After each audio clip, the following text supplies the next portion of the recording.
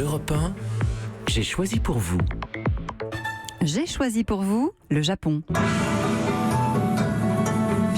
Car au pays du soleil levant, il ne fait décidément pas bon tomber enceinte quand bon vous semble. Le pays a beau manquer de bébés, il faut programmer.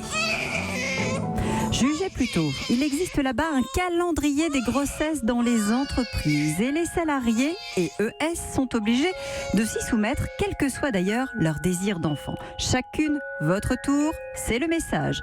Quand on ne leur dit pas faites une pause, vous en avez déjà un. Mais l'affaire a récemment pris beaucoup plus d'ampleur parce que c'est un mari qui est allé livrer son témoignage dans un quotidien national. Sa lettre a été publiée par le Mainichi Shimbun et son épouse avait eu le malheur de griller la priorité à l'une de ses collègues. Comment osez-vous contourner le règlement sans demander la permission ?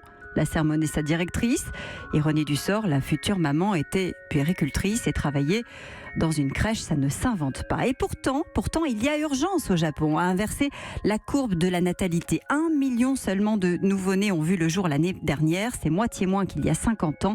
Un vrai choc démographique qui pose question dans l'archipel, car cela fait 6 ans que le taux de natalité baisse sans discontinuer. Avec 1,4 enfants par femme, il est même le deuxième plus faible, juste après la Corée du Sud. Pour lutter contre cette chute du nombre de naissances, c'est vrai, le gouvernement a pris des mesures comme un service de garde gratuit pour les tout-petits.